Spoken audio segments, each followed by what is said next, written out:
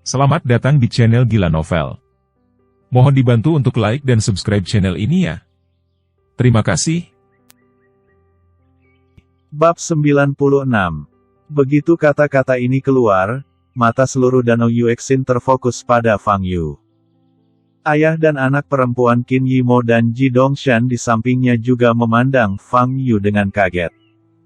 Mereka tidak menyangka Fang Yu akan meminta untuk naik panggung saat ini. Apa yang sedang kamu lakukan? Qin Yimo menggigit bibir merahnya dan bertanya dengan suara rendah. Ji Rumei juga menatap Fang Yu dengan mata khawatir. 3 penjaga keluarga Zheng di atas panggung sangat kejam, dan setiap kali mereka menyerang, mereka hanya ingin mengambil nyawa orang lain. Jika Fang Yu bertarung dengannya, dia pasti akan mengambil risiko kehilangan nyawanya, dan ini jelas bukan langkah yang bijaksana. Fang Yu tidak banyak berpikir. 3 penjaga keluarga Zheng di atas panggung adalah mereka yang memiliki kultivasi tertinggi di antara banyak prajurit yang hadir. Jika dia tidak naik panggung sekarang, dia tidak akan memiliki kesempatan di masa depan. Siapa orang itu? Jika kamu berdiri saat ini, bukankah kamu mencari kematian? Sepertinya itu adalah prajurit yang dibawa oleh keluarga Nona Qin. Nona Qin dari ibu kota. Bukankah dia hanya membawa 1 prajurit bawaan ke puncak? Semua orang menatap Fang Yu dan berbisik. Benar. Itu adalah pejuang bawaan itu. Apa yang terjadi? Apakah otak Nona Qin rusak? Kirim prajurit bawaan ke panggung untuk bertarung melawan orang kuat dari keluarga Zheng. Sial. Dia benar-benar seorang pejuang bawaan. Setelah sebagian besar orang mengetahui bahwa Fang Yu hanyalah seorang pejuang bawaan, diskusi secara bertahap semakin keras. Cara mereka memandang Fang Yu menjadi aneh. Seorang pejuang bawaan ingin naik panggung untuk bertarung melawan 3 penjaga keluarga Zheng. Bukankah ini bunuh diri? Mustahil bagi para pejuang untuk tidak mengetahui seberapa besar kesenjangan di dunia yang besar, bukan? Mungkinkah Nona Qin yang memintanya? Apa yang dia pikirkan? Apakah menurutnya pejuang bawaan dari ibu kota lebih baik daripada ahli seni bela diri dari tempat lain? Memikirkan hal ini, banyak orang memandang Fang Yu dengan simpati. Sebagian besar orang yang hadir senang melihat anjing keluarga Qin dan keluarga Zheng menggigit anjing. Bagaimanapun, kedua keluarga ini bukanlah keluarga seni bela diri di Jiangnan, dan kedua keluarga ini mencoba untuk menginjakkan kaki di Jiangnan untuk mendapatkan sepotong kue. Akan lebih baik jika kedua keluarga bertarung sampai mati, yang tentunya akan menjadi hal baik bagi keluarga bangsawan Jiangnan ini. Penjaga ketiga dari keluarga Zheng yang berdiri di atas panggung memandang Fang Yu dan sedikit mengernyit. Dari aura yang terpancar dari tubuh Fang Yu, dia dapat mengetahui bahwa Fang Yu hanyalah seorang pejuang bawaan tingkat 7. Dengan tingkat kultivasi ini, dia tidak tertarik untuk mengambil tindakan. Terlalu lemah. Nona Qin, apakah Anda yakin ingin dia berdiri di atas panggung?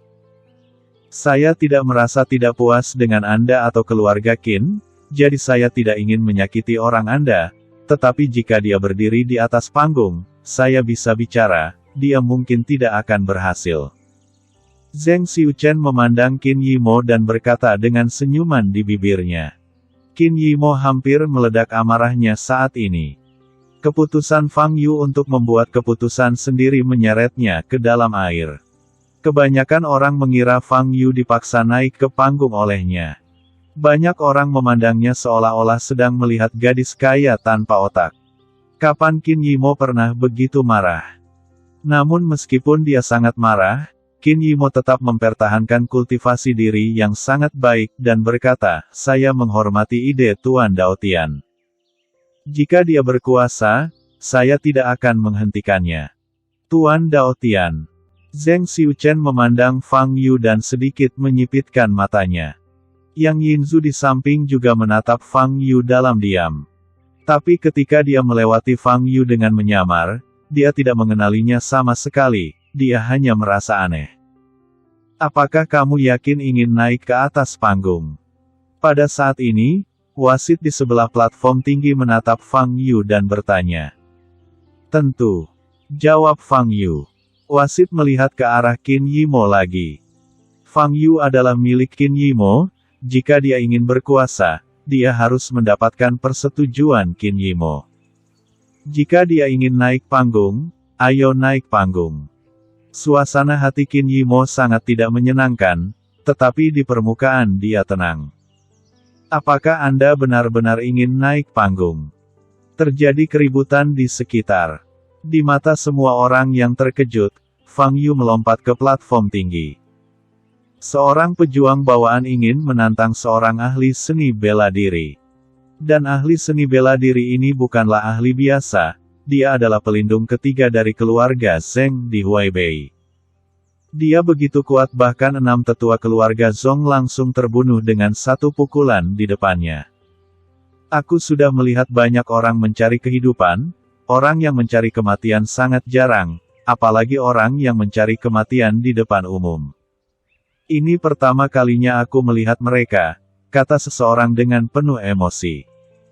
Di bawah panggung, Jirumei memandang Qin Yimo dan bertanya dengan cemas, Nona Qin, Tuan Daotian, bisakah Anda benar-benar mengalahkan 3 penjaga keluarga Zheng? Sebelum Qin Yimo bisa menjawab, Yang Yinzu mencibir di sampingnya. Jirumei, apakah kamu benar-benar bodoh atau berpura-pura bodoh? Apakah perlu menanyakan pertanyaan seperti ini? Apakah kamu tidak melihat wajah orang lain? Wajah Qin Yimo tidak terlihat bagus, tapi dia tidak khawatir Fang Yu tidak akan mampu mengalahkan lawannya, tapi dia sangat marah atas tindakan Fang Yu yang membuat keputusan sendiri. Namun di mata Jirumei, ini pertanda bahwa Qin Yimo tidak percaya pada Fang Yu. Tuan Fang, Jirumei memandang Fang Yu di atas panggung, wajahnya pucat. Zheng Xiuchen memandang wali ketiga dari keluarga Zheng di peron tinggi dan berkata, Wali ketiga, cobalah selamatkan nyawanya. Bagaimanapun, dia adalah milik Nona Qin. Penjaga ketiga dari keluarga Zheng mengangguk. Setelah mengatakan itu, Zheng Xiuchen memandang Qin Yimo, dengan senyuman di bibirnya, dan berkata, Nona Qin, saya telah melakukan apa yang saya bisa. Saya harap Anda tidak menyalahkan saya atas apapun yang terjadi di panggung nanti. Zheng Xiuchen jelas-jelas menyindir, tapi Qin Yimo tidak peduli. Dia percaya bahwa Fang Yu, yang sangat dihargai oleh kakeknya, tidak begitu ceroboh sehingga dia bahkan tidak peduli dengan nyawanya. Setelah melihat kekuatan ketiga penjaga keluarga Zheng, Fang Yu masih berani berdiri di atas panggung, yang menunjukkan bahwa ia yakin bisa mengalahkan ketiga penjaga keluarga Zheng. Di platform tinggi, 3 penjaga keluarga Zheng berdiri dengan tangan di belakang tangan, menatap Fang Yu di depan mereka dengan mata dingin. Setelah penyamaran, Fang Yu mengenakan kacamata, kumis, dan sosok kurus. Dia lebih terlihat seperti seorang sarjana daripada seorang pejuang.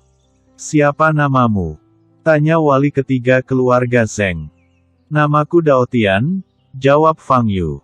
Nama ini sebenarnya adalah nama gurunya. Dalam perjalanan ke Danau Yuexin, entah kenapa Fang Yu berpikir untuk menggunakan nama gurunya sebagai nama samaran, yang cukup menarik. Apakah kamu tidak takut mati? Penjaga ketiga dari keluarga Zheng bertanya lagi. Aku tidak akan mati, Fang Yu tersenyum. Penjaga ketiga dari keluarga Zheng menggelengkan kepalanya sedikit dan berkata, dengan tingkat kultivasi Anda, saya dapat memenggal kepala Anda bahkan tanpa mengambil gambar. Apakah kamu sekuat itu? Fang Yu tampak terkejut. Penjaga ketiga dari keluarga Zheng mendengus dingin, matanya tajam. Sudah 18 tahun sejak dia memasuki ranah master, dan dia hampir menyentuh ambang batas ranah berikutnya. Selain itu, dia mempraktikkan metode rahasia keluarga Zheng, dan kekuatannya jauh lebih kuat daripada master di level yang sama dengannya. Dapat dikatakan bahwa, kecuali keluarganya sendiri, dia tidak terkalahkan di alam yang sama dan tidak memiliki lawan sama sekali. Menghadapi Fang Yu, seorang pejuang bawaan, dia bisa membunuh Fang Yu hanya dengan energi aslinya. Aku tidak suka menindas yang lemah. Ayo lakukan ini. Kamu akan memukulku 3 kali dulu, lalu aku akan mengambil tindakan, kata penjaga ketiga dari keluarga Zheng dengan dingin. Begitu kata-kata ini keluar, semua orang yang hadir tampak aneh. Di panggung kompetisi, ini adalah penghinaan terbesar. Anda diminta untuk memukul 3 kali sebelum mengambil tindakan, seberapa besar Anda harus memandang rendah lawan untuk melakukan ini? Zheng Xiuchen tersenyum dan menggelengkan kepalanya sedikit, matanya berbinar. Dia awalnya tidak ingin memprovokasi Qin Yimo, tetapi anak buah Qin Yimo menjulurkan kepala dan mempermalukannya, jadi dia tidak punya pilihan selain menerimanya. Meskipun keluarga Qin adalah keluarga terkenal di ibu kota, Zheng Xiuchen tidak takut sama sekali. Keluarga Zheng saat ini berkembang pesat dan sangat kuat, telah lama menjadi keluarga yang berharga. Belum lagi keluarga Qin berada jauh di ibu kota, bahkan jika keluarga Qin berada di Jiangnan, keluarga Zheng tidak akan bergeming sama sekali. Ini adalah keyakinan mutlak. Setelah mendengar kata-kata wali ketiga keluarga Zheng di atas panggung dan merasakan tatapan aneh dari sekeliling, Qin Yimo sedikit mengernyit. Kesombongan keluarga Zheng membuatnya merasa sangat tidak nyaman. Jika ada keluarga di ibu kota yang berani bersikap sombong di depan keluarga Qin, maka hari-hari keluarga ini akan berakhir. Tentu saja, Qin Yimo memahami bahwa alasan kakeknya mengirimnya ke cabang Jiangnan adalah karena dia berharap dia bisa dilatih dan tidak hidup di bawah aura keluarga Qin selamanya. Fang Yu, kuharap kamu tidak mengecewakanku, pikir Qin Yimo dalam hati sambil menatap Fang Yu di atas panggung. Di atas panggung, Fang Yu memandang wali ketiga keluarga Zheng dengan mata terbelalak dan bertanya, apakah kamu yakin ingin aku memukul 3 kali terlebih dahulu? Penjaga ketiga dari keluarga Zheng tampak tegas dan berkata dengan dingin, jika Anda mengizinkan saya mengambil tindakan terlebih dahulu, Anda tidak akan memiliki kesempatan untuk mengambil tindakan lagi. Saya juga akan membiarkan Anda melihat kesenjangan antara master seni bela diri dan pejuang bawaan seperti Anda. Oke, aku juga ingin melihat seberapa kuat tubuhmu. Namun, kamu tidak perlu 3 pukulan, 1 pukulan sudah cukup, kata Fang Yu dan berjalan menuju penjaga ketiga keluarga Zheng. Sebuah pukulan. Sudut mulut pelindung ketiga keluarga Zheng melengkung sedikit. Memang benar, 1 pukulan saja sudah cukup. Ketika Fang Yu memukul nanti, dia akan menggunakan energi aslinya untuk melakukan serangan balik. Kekuatan serangan balik sudah cukup untuk membunuh Fang Yu seketika. Fang Yu dengan cepat berjalan ke wali ketiga keluarga Zheng dan mengepalkan tangan kanannya. Apakah kamu siap? Aku benar-benar akan memukul, tanya Fang Yu. Penjaga ketiga dari keluarga Zheng memancarkan aura yang menakjubkan. Jika Daotian itu benar-benar berani memukul, dia pasti akan terbunuh oleh serangan balik dari 3 wali keluarga Zheng. Semakin keras dia memukul, semakin kuat serangan balik yang akan dia derita. Kata seorang Grandmaster di antara penonton. Daotian ini benar-benar berani mendekat. Dia bahkan tidak bisa melepaskan energi aslinya. Apakah dia ingin mengalahkan master seni bela diri dengan tubuh fisiknya? Konyol. Seorang Grandmaster berkata dengan nada menghina. Dengan pukulan ini, aku khawatir dialah yang mati. Grandmaster lainnya menghela nafas. Zhong Yuan dan Zhong Liu, yang berdiri jauh, juga menatap Fang Yu saat ini. Saudaraku, apa pendapatmu tentang orang ini? Tanya Zhong Liu. Zhong Yuan belum pulih dari kematian tetua ke-6 dari keluarga Zhong, dan wajahnya masih sepucat kertas. Tetapi ketika dia mendengar pertanyaan Zhong Liu, dia masih mencibir, omong kosong. Apakah kamu benar-benar berpikir bahwa prajurit bawaan yang dibawa oleh keluarga Qin akan jauh lebih kuat daripada prajurit bawaan lainnya? Bahkan tetua ke-6 pun terbunuh seketika. Dao Tian ini pasti akan lebih buruk dari kematian. Di platform tinggi, lutut Fang Yu sedikit ditekuk dan tangan kanannya terkepal, tetapi dia tidak memiliki momentum apapun di tubuhnya. Ketiga penjaga keluarga Zheng berdiri dengan tangan di belakang punggung, sama sekali tidak memperhatikan Fang Yu. Mata Fang Yu berbinar, dan dia meninju dada penjaga ketiga keluarga Zheng. Bab 97. Penjaga ketiga dari keluarga Zheng telah dipersiapkan sejak lama, dan ledakan momentum yang sangat kuat tiba-tiba keluar dari tubuhnya. Di depannya, dinding tak kasat mata yang terbuat dari ki kental muncul. Pukulan Fang Yu akan mengenai dinding tempat energi sebenarnya terkondensasi, dan kemudian mengalami pukulan balik. Namun detik berikutnya, ketika tinju Fang Yu bertabrakan dengan dinding Zenki, ekspresi ketiga penjaga keluarga Zheng berubah. Ledakan. Hampir dalam sekejap, dinding energi sejati ini diledakkan oleh tinju Fang Yu. Bagaimana ini bisa terjadi? Ekspresi wali ketiga keluarga Zheng berubah drastis, dan dia ingin merespons, tetapi sudah terlambat. Tinju Fang Yu sudah mengenai dadanya. Retakan. Mata penjaga ketiga keluarga Zheng melebar, dan ada lubang pukulan terlihat di dadanya, dan dia terbang mundur seperti layang-layang yang talinya putus. Fang Yu maju selangkah dan menahan kakinya untuk mencegahnya terbang keluar dari platform tinggi. Kemudian, Fang Yu meraih tubuh wali ketiga keluarga Zheng dengan satu tangan dan membantingnya ke platform yang tinggi. Engah. Penjaga ketiga dari keluarga Zheng memuntahkan seteguk besar darah dan jatuh ke tanah. Tubuhnya sedikit bergerak dan dia tidak bisa lagi berdiri. Fang Yu memandangnya dan menghela napas lega. Untungnya dia tidak mati. Di sekeliling, ada keheningan yang mematikan. Ekspresi orang-orang yang awalnya bercanda, menunggu untuk melihat akhir menyedihkan Fang Yu, berubah. Mereka melihat ke panggung dengan mata terbelalak, dan mata mereka hampir keluar. Penjaga ketiga dari keluarga Zheng, jatuh seperti ini. Semua orang tidak percaya. Zhong Yuan di kejauhan tertegun dan tetap di tempatnya, ekspresinya membeku.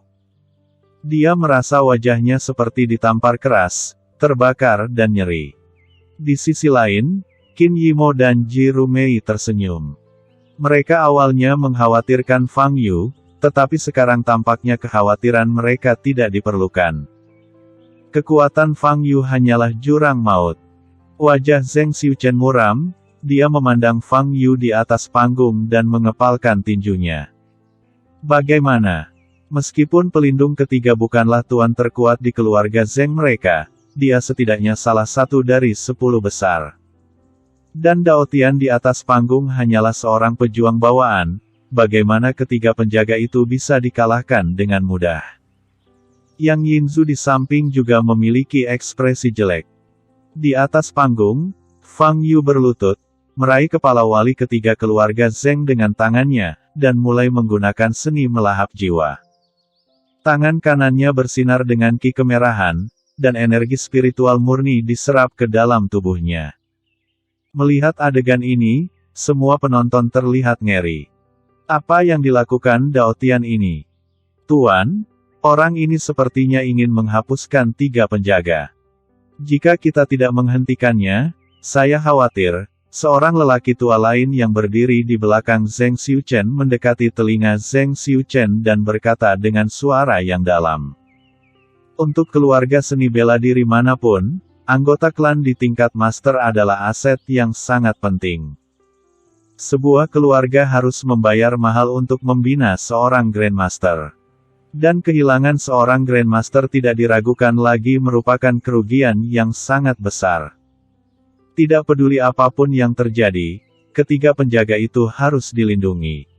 Mata Zheng Xiuchen tajam dan dia berbisik, pelindung ketujuh, ambil tindakan sekarang dan singkirkan Dao Tian saat dia tidak memperhatikan. Saya mengerti, Tuan Muda.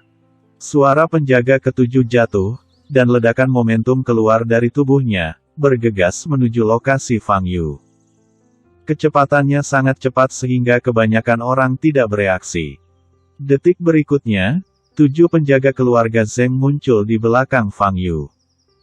Cahaya perak menyala di tangan mereka, dan belati tajam muncul. Saat ini, Fang Yu masih menghadap ke arahnya dan tidak bereaksi sama sekali. Penjaga ketujuh keluarga Zeng memiliki mata dingin, dan seluruh energinya terkonsentrasi pada belati, menusuk bagian belakang leher Fang Yu. Kecuali Fang Yu adalah dewa, pukulan ini pasti akan membunuhnya.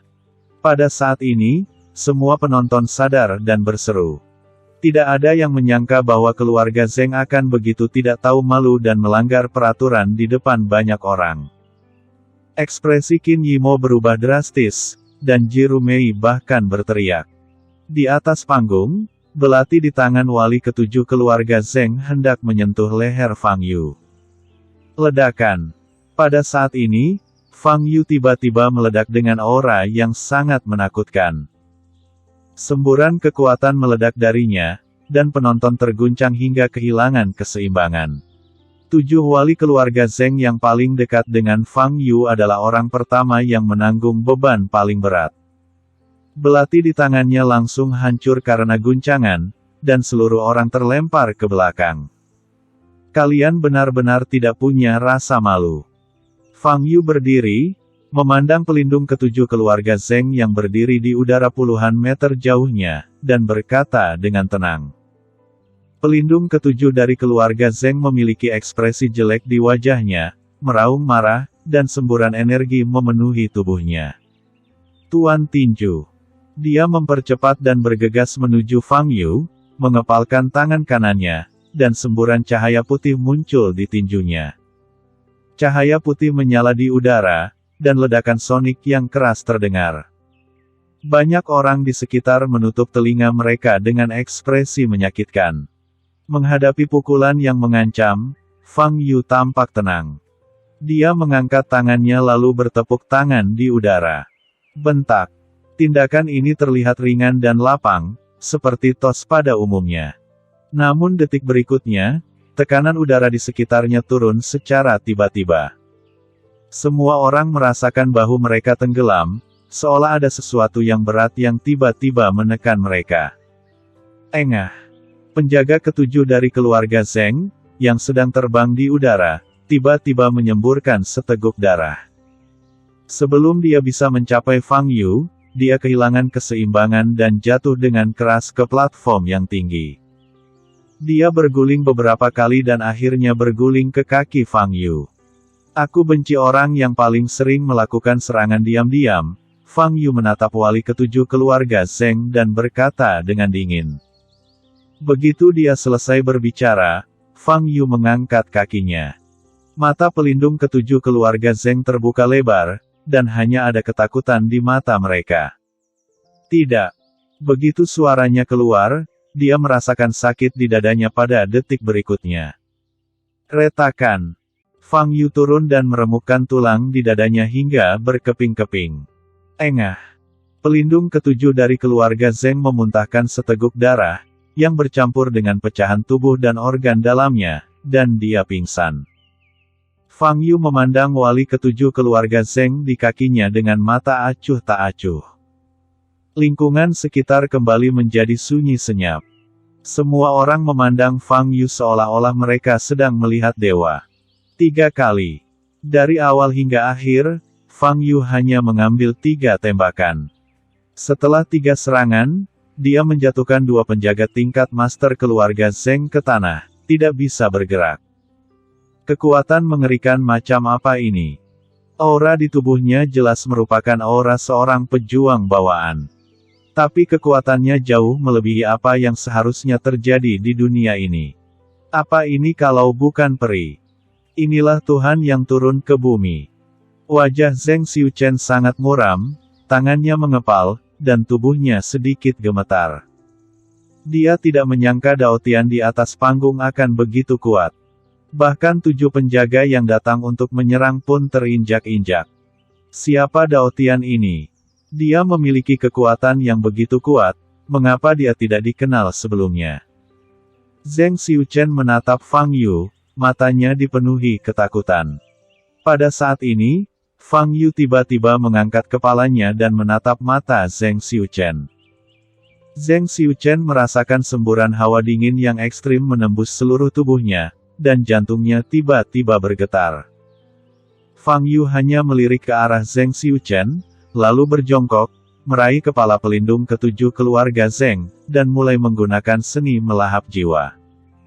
Saat pria ini masih bernapas, Fang Yu harus menyerap kultivasinya secepat mungkin, jika tidak, ketika dia meninggal, energi spiritual dalam dantiannya akan hilang dan tidak dapat diserap lagi. 1 tingkat, 2 tingkat, 3 tingkat. Setelah menyerap budidaya 7 penjaga keluarga Zheng, Fang Yu menerobos 3 level berturut-turut. Mata Fang Yu dipenuhi dengan kegembiraan, dan dia berjalan kembali ke wali ketiga keluarga Zheng dan terus menyerap. 1 tingkat, 2 tingkat, 3 tingkat. Fang Yu menerobos 6 level berturut-turut, mencapai level 9855 dari tahap pemurnian Qi.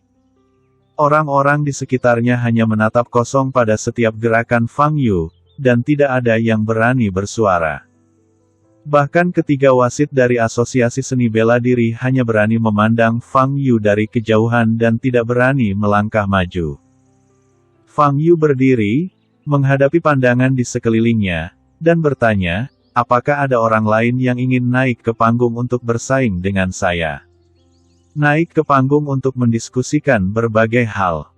Bukankah ini berarti orang-orang melakukan bunuh diri di atas panggung?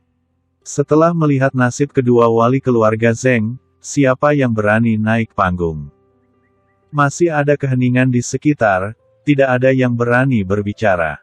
Qin Yimo lah yang pertama kali sadar dan berkata, "Dao Tian, turunlah."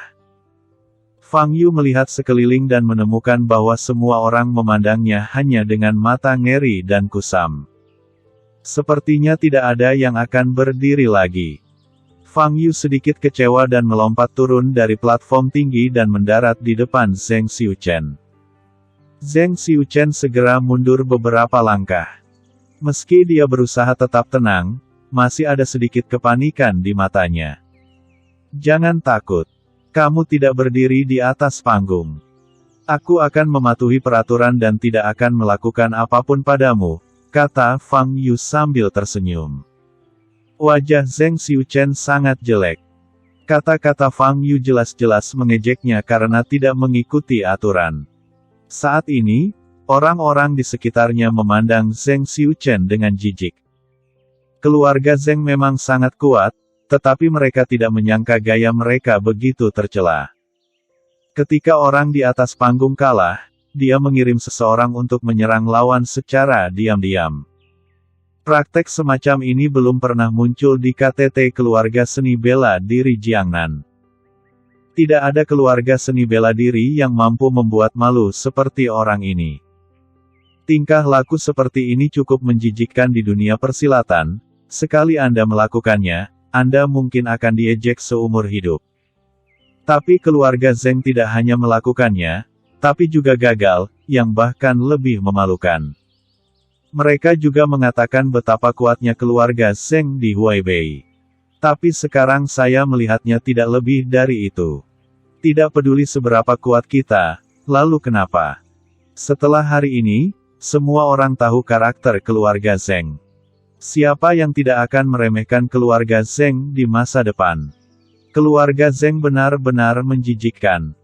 Perlahan-lahan terjadi pembicaraan, dan pembicaraan semakin keras, semuanya menyalahkan keluarga Zheng. Mendengar komentar tersebut, wajah Zheng Xiuchen menjadi semakin jelek dan seluruh tubuhnya gemetar. Dia tidak pernah berpikir bahwa suatu hari dia akan menghadapi situasi yang begitu mengerikan. Yang Yinzu di samping juga tampak pucat. Zheng Xiuchen adalah pendukung terbesarnya. Jika ada yang tidak beres dengan Zheng Xiuchen, dia akan mati juga. Jangan melakukan hal-hal tidak bermoral seperti itu di masa depan. Mata masyarakat tajam, kata Fang Yu sambil tersenyum. Setelah menembus 5 level berturut-turut, suasana hatinya sedang baik. Ayo pergi. Zheng Xiuchen tidak tahan lagi dengan sindiran itu dan berbalik untuk pergi. Aku tidak bilang biarkan kamu pergi, nada suara Fang Yu tiba-tiba berubah dingin dan dia berkata. Bab 98. Zheng Xiuchen membeku, ekspresinya kaku. Kamu melakukan hal yang tidak senonoh, kamu harus minta maaf padaku, kan? Kata Fang Yu ringan. Fang Yu tersenyum ketika berbicara, tetapi matanya mengandung makna dingin.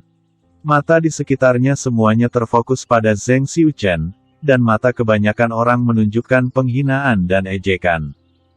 Wajah Zheng Xiuchen jelek, dia mengatupkan giginya erat-erat dan menolak berbicara. Sebagai tuan muda keluarga Zheng, dia dihormati dan dikagumi kemanapun dia pergi kapan dia pernah menerima penghinaan seperti itu. Zheng Xiuchen ini masih tidak mau meminta maaf. Tuan Daotian beruntung jika dia tidak menyerangnya secara langsung. Artinya, dia mengira ini Huai Bei. Dia melakukan hal yang menjijikkan dan masih tidak mau meminta maaf. Bajingan yang tidak tahu malu. Keluarga Zheng tidak lebih dari itu. Saya mengusulkan jika dia tidak meminta maaf, kami tidak akan membiarkan dia pergi.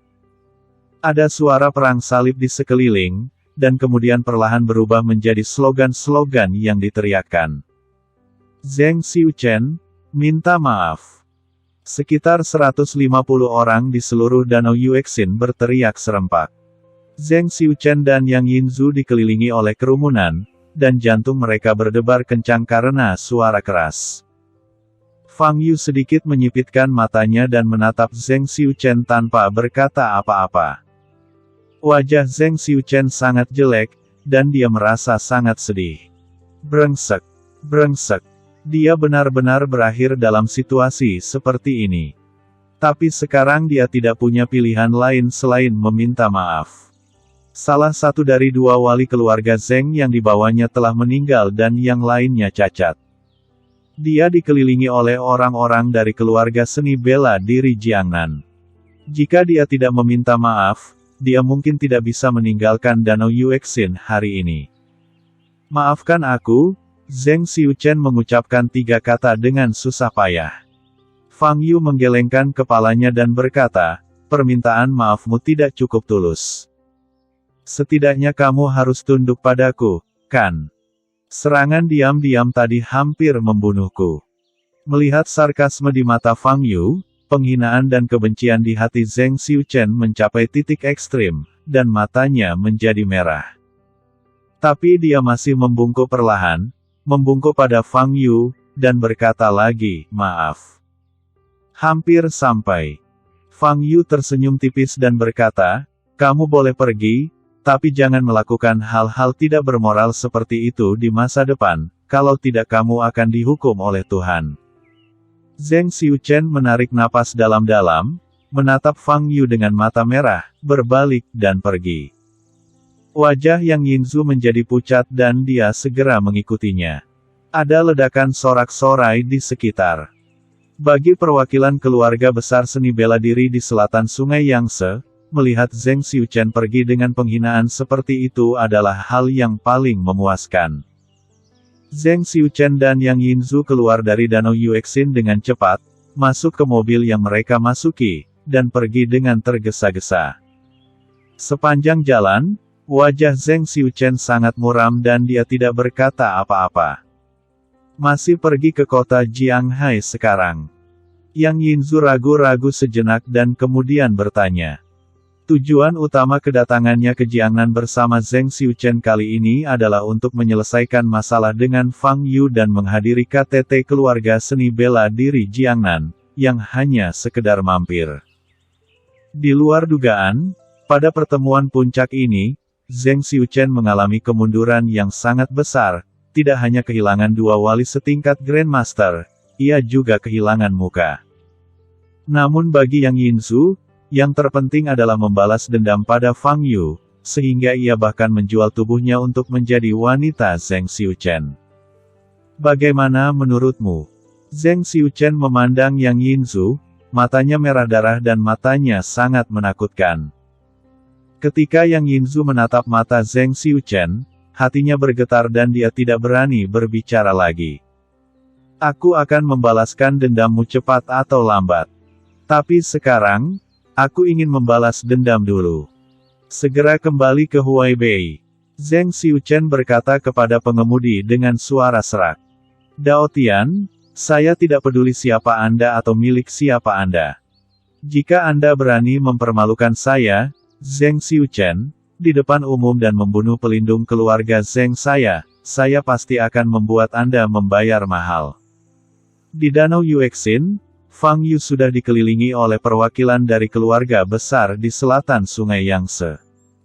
Tuan Dao Tian, kami adalah keluarga Ding di Nandu. Kami ingin mengundang Anda untuk duduk di rumah kami. Saya ingin tahu apakah Anda, Tuan Dao Tian, kami dari keluarga seni bela diri Jiangnan. Saya harap Anda dapat memberi kami hadiah mie. Tuan Dao Tian. Setelah melihat kekuatan Fang Yu yang menakutkan, semua orang ingin berteman dengan Fang Yu. Fang Yu dikelilingi oleh kerumunan dan tidak bisa bergerak. Untungnya, dia mendengarkan nasihat Qin Yimo di jalan dan mengubah penampilannya. Jika tidak, jika dia muncul dengan identitas aslinya, dia mungkin akan mendapat masalah yang lebih besar di masa depan. Tapi sekarang, selama dia meninggalkan Danau Yuexin, membersihkan riasan wajahnya, dan berubah kembali menjadi Fang Yu, tidak ada yang akan mengenali atau menemukannya. Terima kasih atas undangan Anda, tetapi Tuan Dao Tian memiliki temperamen yang lemah dan tidak terlalu menyukai keaktifan. Dia mungkin tidak dapat menerima undangan Anda. Pada saat ini, Qin Yimo berdiri dan membantu Fang Yu keluar dari ruangan. Pengepungan. Rumahku sangat sepi, itu sangat cocok untuk Tuan Dao Tian. Rumahku lebih tenang. Ini adalah villa di puncak gunung. Hanya ada sedikit orang di dekatnya. Kampung halamanku berada di ujung utara, dan bahkan tidak ada seorang pun manusia di sana. Perkataan Qin Yimo tidak berhasil, dan antusiasme orang-orang di sekitarnya masih sangat tinggi. Bagaimanapun, kekuatan Fang Yu terlalu kuat, dan tidak ada yang mau melepaskan kesempatan berteman baik dengan Fang Yu. Namun saat ini, seruan elang tiba-tiba terdengar di langit. Semua orang tertarik dengan suara yang tiba-tiba itu, mengangkat kepala dan melihat ke langit. Mereka melihat seekor burung aneh yang diselimuti warna hitam pekat terbang di langit. Ekspresi ketiga wasit Asosiasi Seni Bela Diri sedikit berubah saat melihat burung aneh ini. Mereka tahu bahwa ini adalah penguasa Jiangnan, hewan peliharaan kesayangan Guru Long, elang hitam. Black Hawk terbang di depan tiga wasit berjubah putih dan berhenti di bahu wasit tengah. Wasit, dengan ekspresi serius di wajahnya, melepas surat yang diikatkan di kaki Black Hawk. Surat ini dikirim oleh Black Eagle, jadi isi surat itu pasti ditulis oleh Guru Long sendiri. Apa yang sedang terjadi? Wasit membuka surat itu, melihatnya sekilas, dan ekspresinya berubah. Dia segera melompat ke platform tinggi, menggunakan energi aslinya untuk mengirimkan suara, dan berkata, semuanya, harap diam.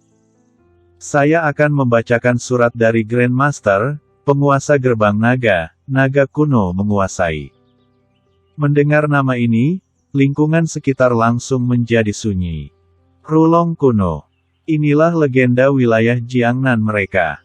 Dia juga diakui sebagai orang terkuat di Jiangnan. Guru Long mengirimkan surat dan akan dibacakan pada pertemuan puncak hari ini, pasti mengumumkan acara besar. Baru-baru ini, saya telah menyentuh langit-langit alam Grandmaster. Saya akan mundur selama jangka waktu tertentu untuk menerobos alam Raja Bela Diri. Setelah saya meninggalkan pengasingan, saya akan membawa murid-murid Longmen ke Jiangnan untuk membunuh Fang Yu dan memperjuangkannya. Untuk muridku tercinta, akan membalas dendam untuk Guyan dan Yang Jian dan memperbaiki nama Longmen. Aku secara khusus menulis surat ini untuk mendeklarasikannya kepada dunia. Wasit membacakan kata demi kata. Setelah mendengar isi surat ini, semua penonton terkejut. Guru Long akan menerobos ke ranah martial lord. Ini adalah berita besar. Dunia seni bela diri Jiangnan selalu lemah, dan tidak ada yang mampu melangkah ke ranah ahli bela diri selama bertahun-tahun. Dan sekarang, Yang Mulia Guru Long akhirnya muncul. Akankah dia menjadi satu-satunya ahli bela diri di wilayah Jiangnan dalam 100 tahun terakhir? Dan setelah menerobos ke ranah Wuzun, hal pertama yang dia lakukan adalah membalas dendam dari seseorang bernama Fang Yu. Siapakah Fang Yu ini? Bagaimana Guru Long bisa menulis surat khusus untuk mengumumkannya kepada dunia? Saya telah mendengar sebelumnya bahwa murid tercinta Guru Long, Yang Jian, dicabut budidayanya oleh seorang pemuda bernama Fang Yu di Asosiasi Seni Bela Diri Kota Jianghai, tapi saya tidak tahu bahwa sesuatu terjadi pada Guyan. Guyan, bukankah itu murid utama Guru Long? Kudengar dia adalah seorang yatim piatu yang diadopsi oleh Guru Long di tahun-tahun awalnya. Hubungan keduanya sedekat ayah dan anak. Maka tidak heran Yang Mulia Guru Long sangat marah, tapi kudengar Guyan sangat kuat, dan beberapa orang bahkan memanggilnya master jarak dekat terbaik di dunia. Siapa itu Fang Yu? Dia sebenarnya bagaimana bisa mengalahkan Guyan? Ada banyak diskusi, dan semua orang hanya melihat kengerian di mata mereka. Guru Long telah menghilang dari pandangan selama bertahun-tahun. Mereka tidak menyangka ketika dia berbicara sekarang, dia akan mengumumkan hal sebesar itu. Alam ahli bela diri, itu adalah alam yang diimpikan sebagian besar pejuang, tetapi tidak dapat dicapai seumur hidup mereka. Dan Fang Yu juga memicu diskusi hangat di antara banyak orang. Ia sebenarnya berani menyakiti kedua murid tercinta Yang Mulia Guru Long dan memprovokasi Yang Mulia Guru Long untuk mengambil tindakan sendiri. Orang ini sangat berani dan memiliki kekuatan yang luar biasa. Yang Mulia Guru Long, apakah dia akan menggunakan Fang Yu itu sebagai pengorbanan darah? Saya ingin tahu berapa lama Guru Long akan mengasingkan diri. Saya sangat menantikannya. Saya ingin tahu seberapa kuat guru bela diri itu. Fang Yu itu, bisa menjadi hantu pertama yang terbunuh oleh pedang setelah Yang Mulia Guru Long melangkah ke alam martial lord. Dia pantas mati. Memanfaatkan perhatian semua orang yang dialihkan, Fang Yu segera meninggalkan Danau Yuexin. Tuan Fang, apa yang harus kita lakukan sekarang? Di sana bersama Yang Mulia Guru Long, Jirume memandang Fang Yu di depannya di dalam mobil dan berkata dengan wajah pucat. Fang Yu merobek janggut yang menempel di bibirnya dan berkata, benda ini lengket dan membuatku merasa tidak nyaman. Melihat penampilan Fang Yu yang acuh tak acuh, Qin Yimo sedikit mengernyit dan berkata, Fang Yu, Guru Long telah menyatakan perang terhadapmu di depan umum, apakah kamu tidak punya ide? Menurutmu apa yang harus kupikirkan? Fang Yu bertanya. Mata Qin Yimo serius dan dia berkata, jika Guru Long berhasil memasuki alam martial lord, kekuatannya akan jauh lebih kuat dari sekarang. Saya pikir Anda harus menghindari keunggulannya. Bab 99.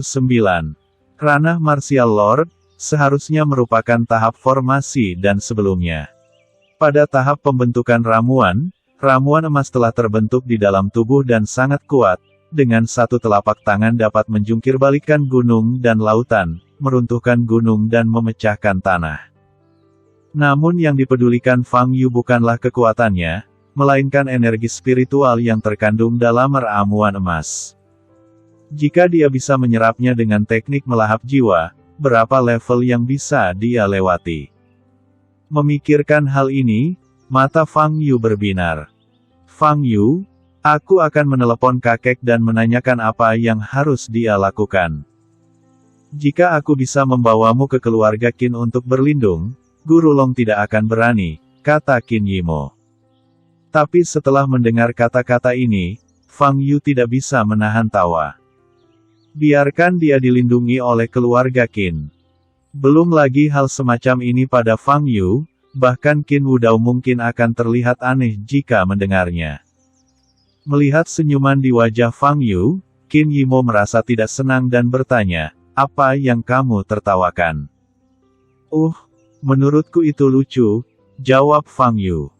"Sebenarnya aku penasaran, apakah kamu meremehkan keluarga Qin kita?" Qin Yimo tidak dapat menahannya lagi, menyilangkan tangannya dan bertanya dengan wajah cemberut. Jelas tidak meremehkan, itu adalah emosi yang sulit untuk dijelaskan. Misalnya, saya bertemu dengan seorang gangster yang mengancam akan memukuli saya, dan kemudian seorang anak dengan hidung pilek di sebelah saya berkata dia ingin melindungi saya, kata Fang Yu. Wajah Qin Yimo sangat muram, dan amarahnya membuat napasnya menjadi semakin berat. Fang Yu sebenarnya membandingkan keluarga Qin dengan seorang anak yang pilek. Apakah dia tahu apa itu keluarga Qin? Beraninya dia mengatakan hal seperti itu. Ji Dongshan dan putrinya di samping juga menatap Fang Yu dengan mata ngeri. Tuan Fang, sangat berani sehingga dia benar-benar berani mengatakan itu tentang keluarga Qin di depan Qin Yimo. Fang Yu, jangan melangkah terlalu jauh. Qin Yimo menahan kata-kata ini untuk waktu yang lama. Pola asuh dan kultivasinya membuatnya sulit untuk mengucapkan kata-kata yang lebih buruk. Kata-kataku tidak jahat. Jika kamu tidak percaya padaku, ulangi pada kakekmu dan lihat apa yang dia katakan, kata Fang Yu. Anda ingin saya menceritakannya kembali kepada kakek. Jika kakek mendengar kata-kata tidak sopan dari mulut Fang Yu, yang paling dia hargai, dia akan marah sampai mati. Qin Yimo berbalik, wajahnya dingin, dan dia memutuskan untuk tidak peduli dengan hidup atau mati Fang Yu. Biarkan siswa sekolah menengah yang berkualitas rendah, egois, dan sombong ini mengurus dirinya sendiri. Fang Yu tahu Qin Yimo marah, tapi dia tidak menjelaskan karena dia mengatakan yang sebenarnya. Ji Rumei di samping memandang Qin Yimo, lalu ke Fang Yu, dan berkata dengan cemas, Tuan Fang, mengapa Anda tidak memanfaatkan fakta bahwa Tuan Guru Long belum keluar dari pengasingan? Melarikan diri. Ini tidak mungkin. Karena Guru Long memilih untuk mengumumkan masalah ini kepada dunia, dia tidak takut aku melarikan diri. Selain itu, aku tidak perlu melarikan diri. Mari kita tunggu sampai Guru Long berhasil menerobos. Jika dia menjadi gila, saya tidak perlu mengambil tindakan, kata Fang Yu. Ketika tahap pembangunan fondasi menerobos ke tahap pembentukan ramuan, hal yang paling penting adalah kondensasi ramuan emas. Jika terjadi kesalahan selama proses kondensasi inti emas, semua upaya sebelumnya mungkin sia-sia, dan tubuh bahkan bisa meledak dan mati. Ada pangkalan rahasia yang dibangun di pegunungan sebuah pulau kecil di Pasifik. Pangkalan tersebut dibangun di bawah tanah, sehingga meskipun sebuah pesawat terbang melintas di atas pulau tersebut, ia tidak dapat mendeteksi keberadaan pangkalan tersebut. Di dalam alasnya, logo bunga ungu terlihat di mana-mana. Ini adalah markas besar organisasi Valet. Saat ini, di ruang konferensi, 5 orang, 4 pria dan 1 wanita, sedang duduk mengelilingi meja konferensi yang sangat panjang. Kelima orang ini semuanya memancarkan semburan aura yang sangat kuat, dan mereka jelas bukan orang biasa. Di antara mereka, yang duduk paling atas adalah wanita itu. Dia adalah pendiri organisasi Valet dan satu-satunya orang Tionghoa di antara 5 orang tersebut. Nama panggilannya Valet, tapi tidak ada yang tahu nama aslinya. Valet mengenakan jubah hitam dengan kerah tinggi, memperlihatkan lehernya yang indah dan sosoknya yang tegas.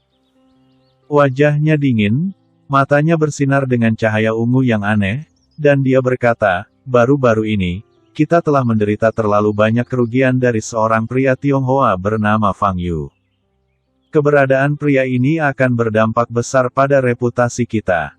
Organisasi kita perlu mendiskusikan bagaimana menghadapi orang ini. Jelas, kita telah membuat kesalahan besar dalam memperkirakan kekuatan orang ini. Kita perlu mengirimkan agen intelijen untuk mengumpulkan semua informasi tentang dia, kata pria berambut pirang yang duduk di samping. Namanya Edward, dijuluki hantu listrik, dan dia adalah kepala organisasi Valet cabang Eropa. Bahkan jika ular berbisa itu mati, setidaknya dapat dipastikan bahwa kekuatan orang ini setidaknya berada di atas level master.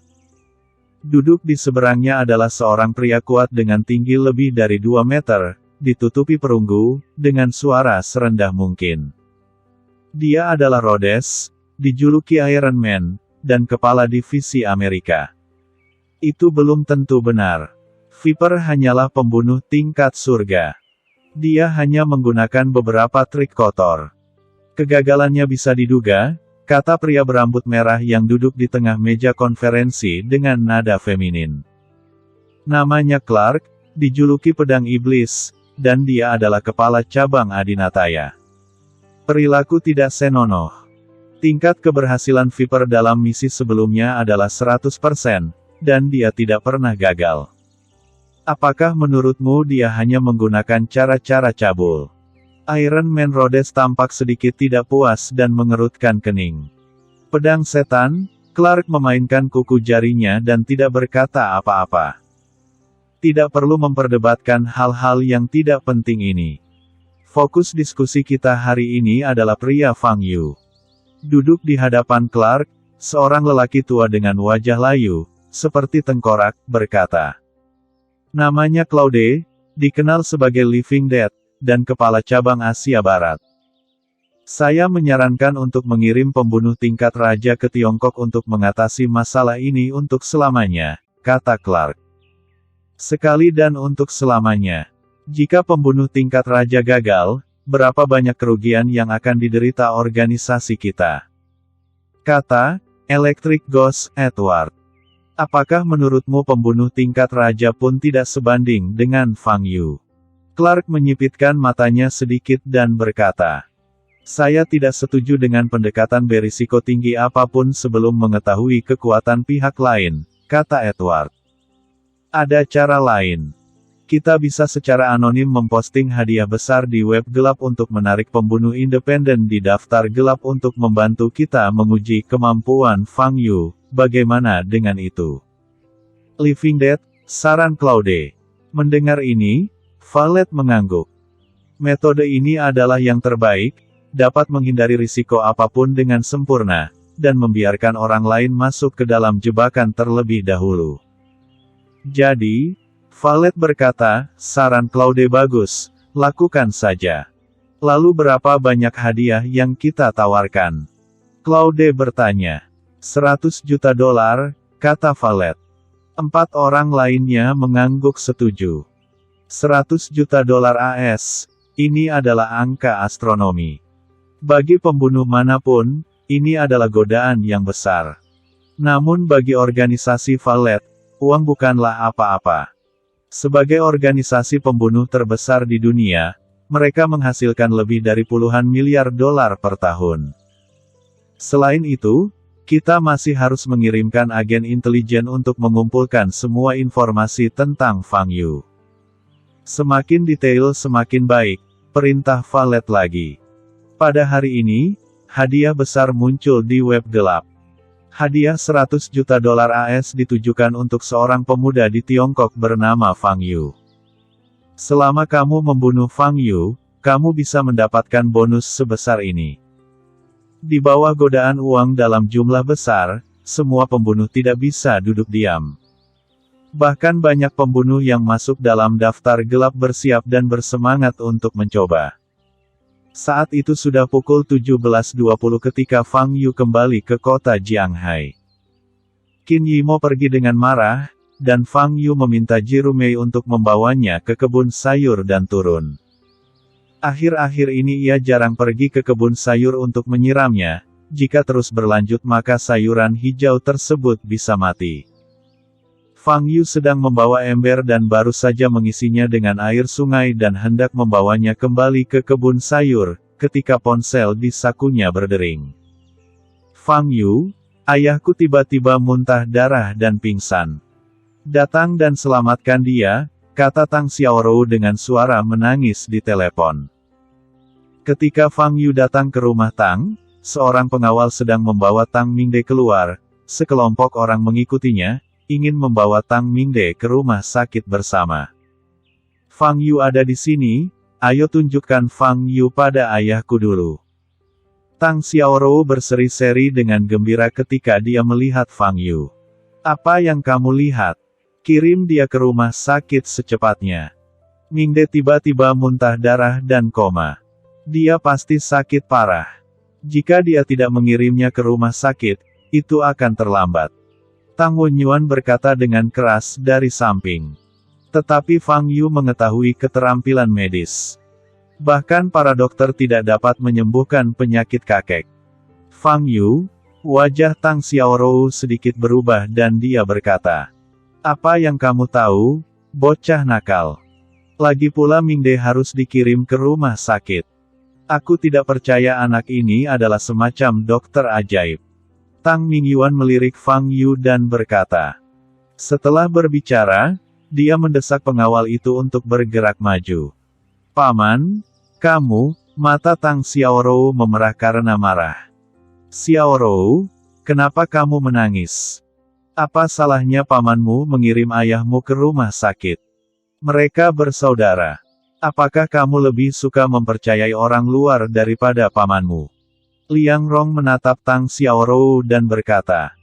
Saat mereka berdebat, Fang Yu mengamati Tang Mingde. Pada saat ini, mata Tang Mingde tertutup rapat, wajahnya sepucat kertas, tetapi bibirnya berwarna merah cerah yang aneh. Fang Yu sedikit menyipitkan matanya dan melihat tangan Tang Mingde yang tergantung. Kuku di kedua tangannya memang agak hitam. Jelas sekali dia telah diracuni. Bab 100. Fang Yu tidak tahu jenis racun apa itu, tapi dia yakin itu adalah gejala keracunan. Tang Wenyuan dan istrinya masih berdebat dengan Tang Xiaorou, sambil mendesak pengawal untuk membawa Tang Mingde ke mobil dan membawanya ke rumah sakit. Melihat tindakan pasangan itu, Fang Yu sedikit mengernyit. Berhentilah berdebat. Masukkan Mingde ke dalam kamar dan biarkan dokter ilahi Fang memeriksanya. Saya percaya padanya. Pada saat ini, Tuan Tang keluar rumah dengan kursi roda dan berkata, "Ayah," wajah Tang Wenyuan berubah cemas dan dia ingin mengatakan sesuatu yang lain. "Berhentilah bicara lagi dan segera letakkan Mingde di tempat tidur di kamar sehingga Dokter Fang dapat memeriksa situasinya." Mata Tuan Tang tajam dan suaranya agung. Tang Wenyuan dan Liang Rong saling memandang dan tidak berkata apa-apa lagi. Tang Mingde dibaringkan di tempat tidur di kamarnya, dan Fang Yu mengulurkan tangannya untuk merasakan denyut nadinya. Denyut nadinya sangat lemah, dan keadaannya sudah sangat berbahaya. Fang Yu segera menyuntikkan Zenqi ke dalam tubuhnya, menembus pembuluh darah dan meridian di seluruh tubuhnya, dan mengeluarkan racun dalam darah. Segera, wajah Tang Mingde muncul, dan tubuhnya mulai berkeringat, dan keringatnya berwarna abu-abu. Setelah sekitar 3 menit, Fang Yu melepaskan tangannya. Saat ini Tang Mingde sudah basah kuyup. "Fang Yu, bagaimana kabar ayahku?" Mata indah Tang Xiaorou penuh dengan kekhawatiran dan kegugupan. "Jika 3-5 menit kemudian, kita tidak akan bisa menyelamatkannya." Fang Yu melirik Tang Wenyuan dan istrinya, berhenti, dan berkata, "Tidak ada yang serius sekarang." Tang Xiaorou menghela nafas lega, tetapi pada saat yang sama dia merasakan ketakutan yang masih ada. Keluarga Tang berjarak sekitar 10 atau 20 km dari rumah sakit terdekat. Jika dia memilih untuk mengirim Tang Mingde ke rumah sakit sekarang, dia khawatir Tang Mingde tidak akan dapat melanjutkan perjalanan. Tuan Tang di samping bertanya, "Tuan Fang, bolehkah saya bertanya, apa alasan Mingde tiba-tiba bersikap seperti ini?" "Keracunan," jawab Fang Yu. "Keracunan." Ekspresi setiap orang yang hadir berubah. Karena dia terluka beberapa hari yang lalu, ayah tidak keluar selama 2 hari terakhir dan hanya tinggal di rumah untuk memulihkan diri. Bagaimana dia bisa tiba-tiba diracuni? Kata Tang Xiaorou dengan wajah pucat. Fang Yu melirik Tang Wenyuan dan istrinya lagi dan menemukan ada kepanikan yang tak terkendali di mata mereka. Jelas, seseorang di keluargamu meracuninya, kata Fang Yu. Saat mengatakan ini, Fang Yu menatap Tang Wenyuan dan istrinya. Fang Yu, mengapa kamu menatap kami? Apakah kamu ingin menjebak kami? Mingde adalah saudara kandungku, maukah aku melakukan ini? Tang Mingde berkata keras dengan wajah pucat dan mata panik. Benar? Apa maksudmu dengan melihat kami? Apakah kamu ingin menabur perselisihan dalam keluarga kita? Liang Rong juga berkata dengan tajam.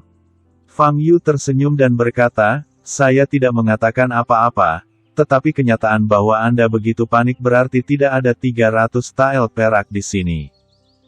Kamu, Tang Wenyuan tampak jelek dan menunjuk ke arah Fang Yu. Kalian berdua, diamlah. Pada saat ini, Tuan Tang tiba-tiba meraung dengan suara rendah. Dia bukan orang bodoh, dia tahu ada yang tidak beres dengan ekspresi Tang Wenyuan dan istrinya. Dia tidak ingin mempercayai apa yang dikatakan Fang Yu, tetapi penampilan Tang Wenyuan dan istrinya membuat hatinya tenggelam dan kelopak matanya bergerak-gerak. Dia melambai dan meminta kepala pelayan di belakangnya untuk melangkah maju. Kapan Mingde muntah darah dan koma? Tanya Tuan Tang. Kepala keluarga tiba-tiba muntah darah dan koma di ruang kerja sekitar setengah jam yang lalu. Saya mendengar suara dia jatuh ke tanah dan bergegas masuk, jawab pengurus rumah tangga. Selama waktu itu, apakah dia makan atau minum sesuatu? Tanya Tuan Tang. Pengurus rumah tangga berpikir sejenak dan menjawab, seharusnya hanya ada segelas air matang di ruang kerjanya saat itu. Siapa yang masuk ke ruang kerjanya sebelum dia pingsan? Tuan Tang terus bertanya. Kepala pelayan berpikir sejenak, wajahnya sedikit berubah, dia melirik ke arah Tang Wenyuan, dan menjawab, Tang, Tuan Tang telah masuk. Kamu berbicara omong kosong. Kapan aku memasuki ruang kerjanya? Wajah Tang Wenyuan berubah drastis dan dia berteriak. Pengurus rumah tangga sangat ketakutan hingga dia gemetar dan berkata, saya kebetulan sedang menaiki tangga saat itu, dan melihat Tuan Tang membuka pintu kamar keluarga Tang dan masuk. Kamu berbicara omong kosong. Kamu memfitnah saya. Tang Wenyuan tampak jelek dan hendak melangkah maju. Bocah nakal, hentikan. Tuan Tang meraung marah. Tang Wenyuan gemetar mendengar suara gemuruh dan berdiri di sana, tetapi dia masih berkata, Ayah, apakah kamu lebih suka mempercayai dua orang luar daripada aku? Kamu bajingan, berlututlah. Tuan Tang berteriak dengan wajah yang sangat jelek. Saya tidak akan berlutut. Saya tidak melakukan apapun, saya dianiaya. Teriak Tang Wenyuan keras. Apa maksudmu? Wen Yuan dan Ming De adalah saudara kandung, bagaimana dia bisa melakukan hal seperti itu? Kamu lebih suka mempercayai bajingan kecil yang datang entah dari mana ini daripada kami. Orang tua, apakah kamu telah merusak otakmu dengan mengobati penyakit ini? Suara Liang Rong tajam. Saat ini, dia putus asa. Hal semacam ini jangan pernah diterima, jika mengakuinya maka akan terjerumus ke dalam jurang yang dalam. Hei, izinkan kalian mengatakan yang sebenarnya. Fang Yu berjalan mendekati Tang Wenyuan dan Liang Rong. Dasar jalang, apa yang ingin kamu lakukan? Beraninya kamu menyerangku? Liang Rong mengumpat dengan tatapan mata yang kejam. Tapi sebelum dia selesai berbicara, Fang Yu mengulurkan jarinya dan mengetuk dahinya. Lalu, Fang Yu menepuk dahi Tang Wenyuan lagi.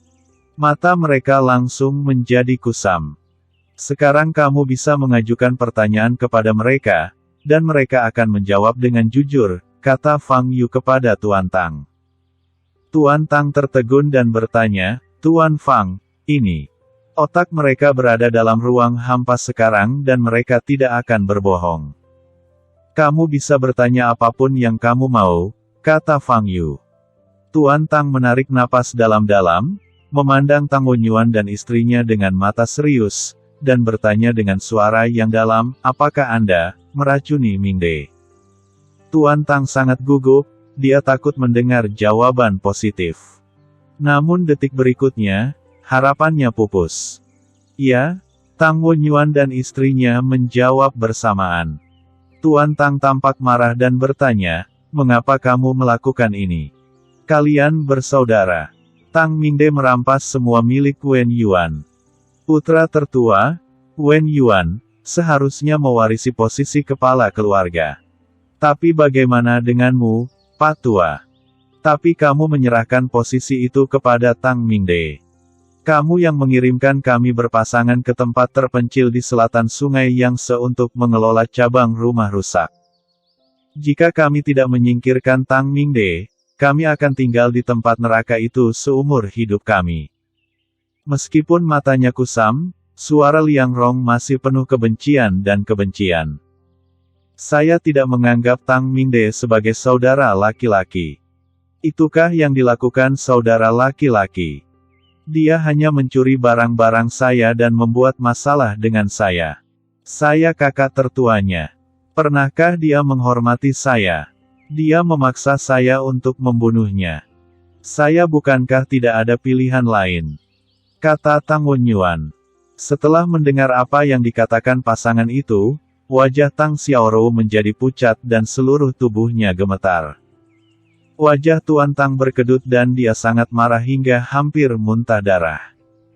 Hanya karena kepentingan ini, Tang Wenyuan mampu membunuh saudaranya sendiri. Berapa banyak hati nurani dan kemanusiaan yang harus hilang jika melakukan hal seperti itu. Jika Fang Yu tidak datang tepat waktu, rencana kedua orang ini akan berhasil. Tuan Tang marah, tetapi hatinya juga sedikit takut. Setelah menjawab pertanyaan ini, mata Tang Mingde dan Liang Rong kembali jernih dan mereka sadar. Keduanya memandang Fang Yu di depan mereka, mata mereka penuh ketakutan. Mereka merasa baru saja memasuki keadaan yang sangat aneh. Menghadapi pertanyaan Tuan Tang, mereka tahu di dalam hati bahwa mereka tidak dapat menjawab pikiran mereka yang sebenarnya, tetapi mereka tidak dapat mengendalikannya. Jadi mereka tetap mengatakannya dengan jujur. Sekarang sudah berakhir. Melihat mata merah Tuan Tang, hati Tang Wenyuan dan istrinya bergetar. Ayah, kami dibujuk oleh Fang Yu untuk mengucapkan kata-kata itu sekarang. Itu jelas bukan pikiran kami yang sebenarnya.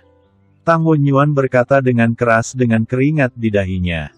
Kami belum pernah melakukan hal seperti itu sama sekali.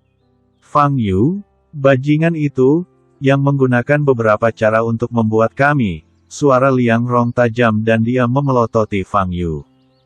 Berisik. Fang Yu mengerutkan kening dan mengucapkan dua kata. Ledakan.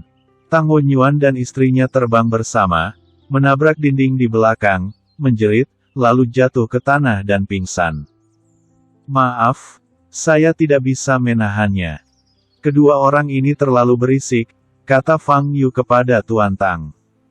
Mereka pantas mendapatkannya, Tuan Fang, saya membuat Anda tertawa hari ini.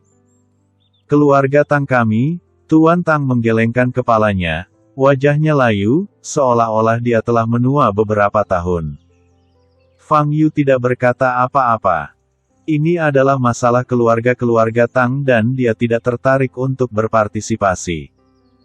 Tang Mingde segera bangun, setelah mengetahui apa yang terjadi, wajahnya pucat dan dia tidak bisa berkata-kata. Fang Yu tidak tinggal di rumah Tang untuk makan malam dan langsung pergi. Tang Xiaorou berjalan di samping Fang Yu dan melihat Fang Yu keluar dari pintu keluarga Tang. Wajahmu sepertinya hampir sembuh, dan efek obatku masih bagus, kata Fang Yu. Aku akan kembali ke sekolah besok. Setelah apa yang terjadi tadi, suara Tang Xiaorou sedikit pelan. Saya sarankan kamu istirahat 2 hari lagi dan menunggu sampai wajahmu benar-benar sembuh sebelum pergi ke sekolah, kata Fang Yu. Tidak, saya harus pergi besok. Jika saya mengambil cuti terlalu lama, saya tidak akan bisa mengikuti kemajuan peninjauan. Ujian masuk perguruan tinggi akan segera datang, kata Tang Xiaorou. Fang Yu sedikit kecewa dan hanya bisa berkata, "Oh, sepertinya kamu tidak ingin aku pergi ke kelas." Tang Xiaorou mengerutkan kening ketika dia melihat kekecewaan di wajah Fang Yu. "Aku hanya memperhatikan teman sebangkuku. Jangan terlalu banyak berpikir. Tentu saja tebakanmu tidak sepenuhnya salah. Aku memang merasa jauh lebih nyaman saat kamu tidak duduk di sebelahku," kata Fang Yu. "Kamu?"